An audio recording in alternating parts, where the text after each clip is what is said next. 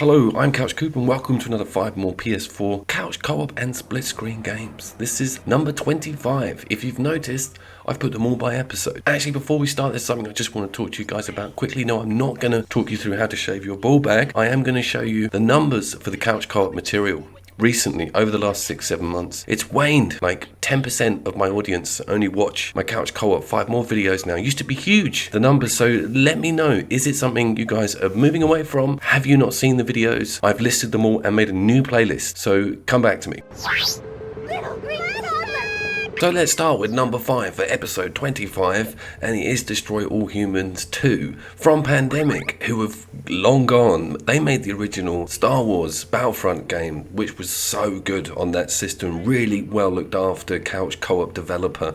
They're awesome with their content, and they made the sequel to Destroy All Humans, the original, split screen. Imagine doing that nowadays. It's a crazy idea, and it's a crazy freaking game. I'm pretty sure we finished this sim all right. We finished it right the way through. I don't know if we did the whole thing in split screen. I remember when you go into the spaceship, the UFO, it's dual controls because you can shoot cars and tanks and abduct people from the UFO. This is an amazing game. Looks absolutely terrible, but what doesn't nowadays, right?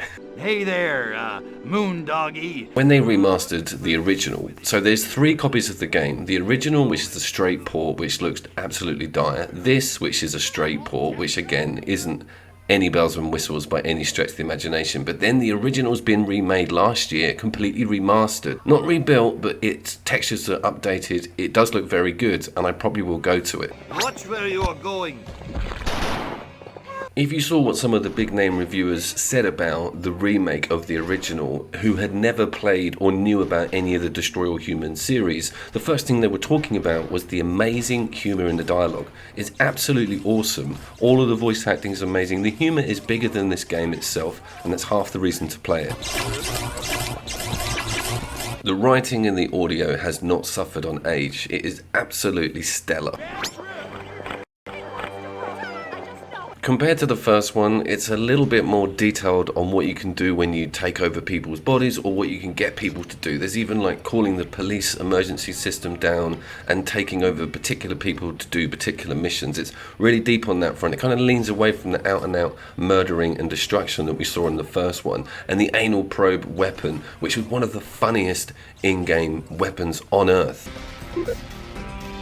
Okay, now it's time for a game called Colossus Down, which is indie and on the store. For this month, it's very new. It came out on the new releases tab, that's how I found it. And you might recognize this art style and this developer. They are quite big on the indie scene, especially on the Xbox Live scene a while back and currently. It's a side-scrolling beat-em-up. A little bit annoying that I didn't have room for it in my previous beat-em-up video, but it's okay in areas, and it's quite strong on story and text, which was knocked me on my ass a little bit because I'm not used to that sort of stuff. And on some quite adult content. It's to do with a pig being reborn through the blood of I can't work out if it's pro or anti-vegetarian. It's quite complicated for a side-scroller.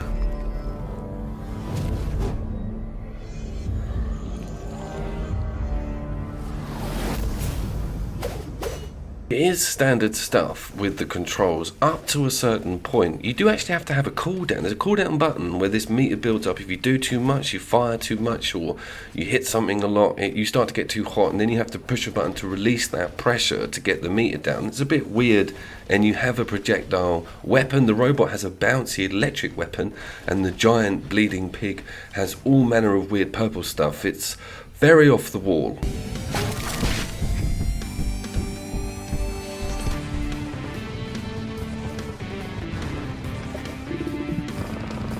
It feels like Castle Crashers a lot, and it's got that 2D, 3D slanted playing field, but it's very hectic and it's got quite a lot of R-rated gore in it for a cartoon game. It doesn't hold back with who you dismember and how you go about dismembering them. It's like people getting killed outside of their homes all the time, and the protagonist is not quite sane, neither is her sidekick. It's all up in the air, but it does kind of work. It looks and sounds pretty good.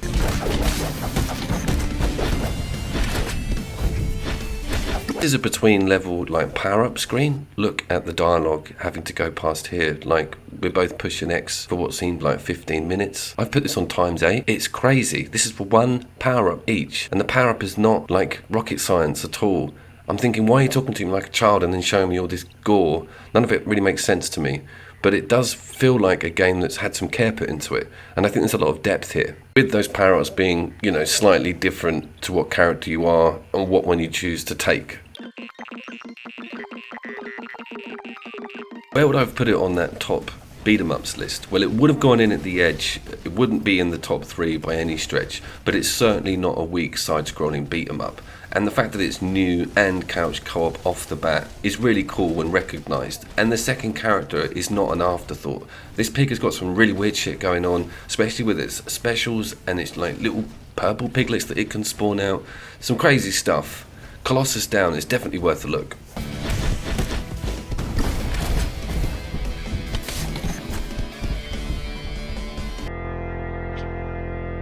Yes, as the name suggests, it is a die-hard roguelike. And also, as the music suggests, this sort of weird, shriny, almost Buddhist humming is reminiscent of Scourgebringer, which is also a suicide-inducingly difficult roguelike.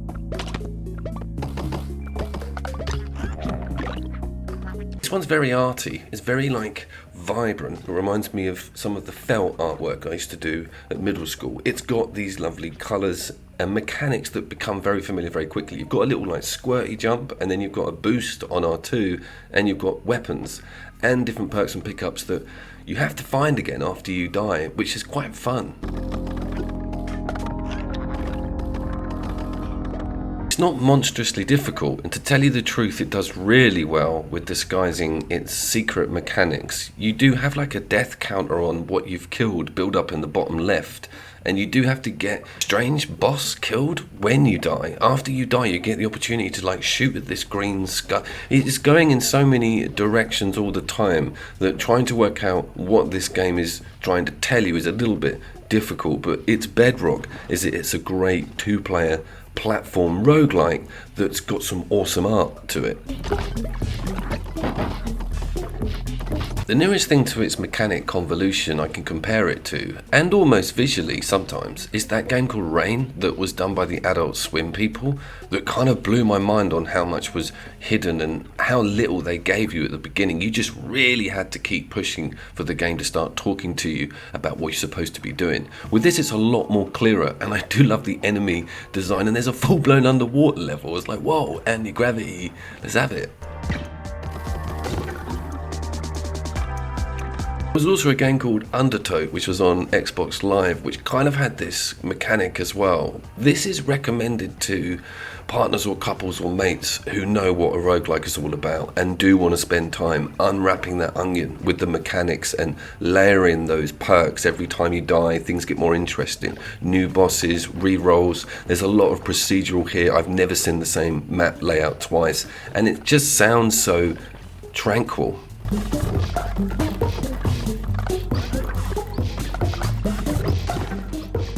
It is also quite new and currently on the store. Never played the first one, but I recommend this if you're into the genre and are seeing what you like.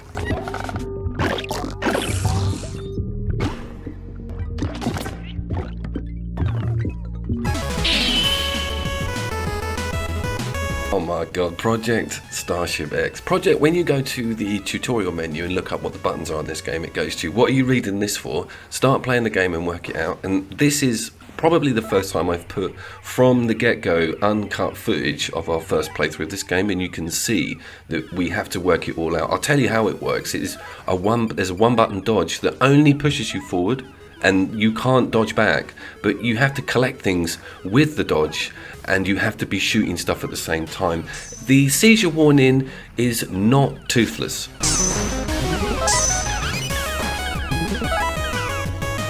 It's also a roguelike. Can you believe it? Whoever made this is onto a good thing here. The noise of it, the sound of your dodge recharging, so you get pinged when you can't spam the dodge.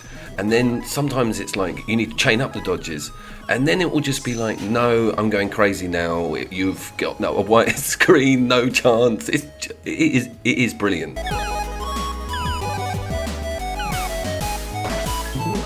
but it is niche. When I was doing the review and when I was doing the replays, I had this on in the background on the TV, I had the title script and the music got to me within minutes.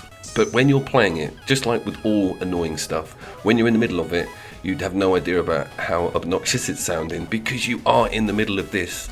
It is totally amazing. It must be so good on a handheld, I think. It's also currently on discount and very, very new.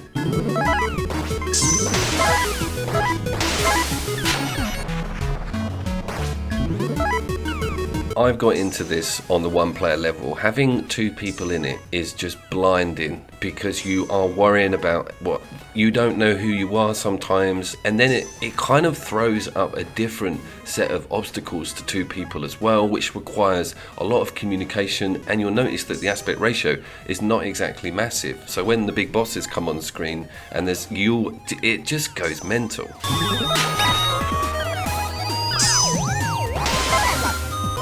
There's on-the-fly power-ups, just like any roguelike, and there's also a choice of character, and it switched on me when I was playing the one player and put me on the ground, so I was jumping instead of doing the dodge move, which worked extremely well. There was like gaps coming up, and I also chose a different character who had a different looking ship, no major stat difference though.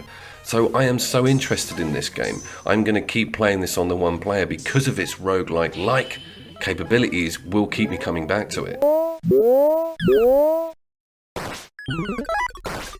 So far, I haven't seen too much re-rolling on the bosses, but I have seen loads of difference on the obstacles in the missions leading up to said bosses.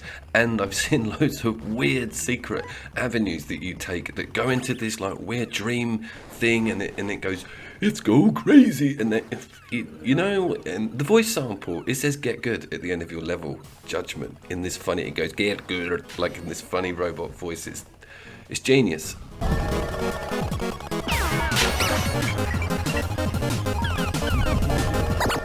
If you've got someone that you want to drag in on this game, think about that long and hard, because unless they're a fan of this genre, they ain't gonna make it. If, however, you're a fan of the indie genre and shoot 'em ups and roguelike, this is the first roguelike shoot 'em up I've ever come across, and this is totally a green light. It is gonna be a staple on my sort of indie calendar. I think it's got an adorable look, sound and feel, and you can tell that the more characters you get open and some of the boss designs, the trailer for the game has got some madness on it. I fought a giant crab on it last night. Project Starship X, ladies and gentlemen.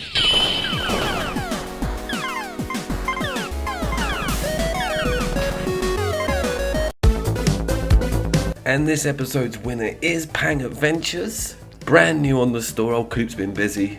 Oh, childhood memories. This Bubble, Snow Brothers. It was a fave on my Spectrum. I think I had it on my Amiga 500 as well. Damn, it looked awful back then. This is the promised land, people. It's not often we get a remake/remaster of a classic that's put some really awesome modern twists in it, including the freaking milligun, I shit you not.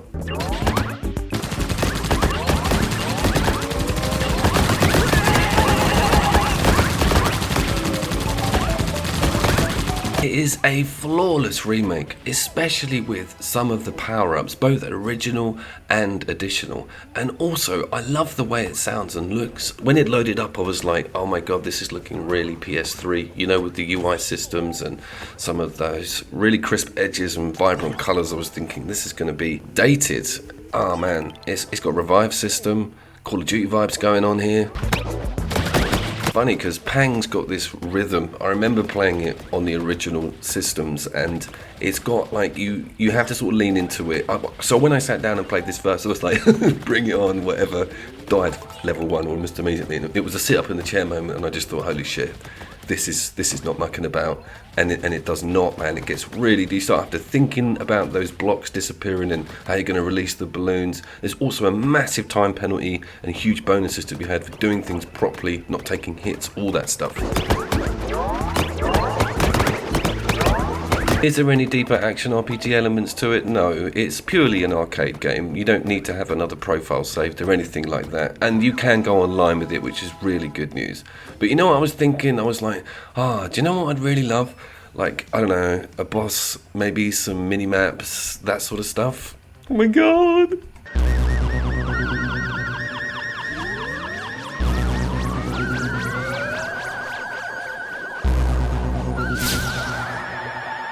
So it can do no wrong. It is absolutely bowled me over. Everybody loves it. Its difficulty is perfectly pitched. It does push back in all the right places. I love the art, the music.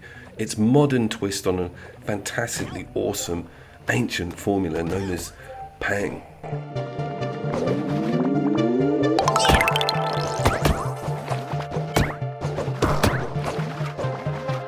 As we're going to say goodbye, do not forget to like and subscribe and check out my new episode format. Of course, I'll keep you all posted on any new Cyberpunk content. And as always, see you there!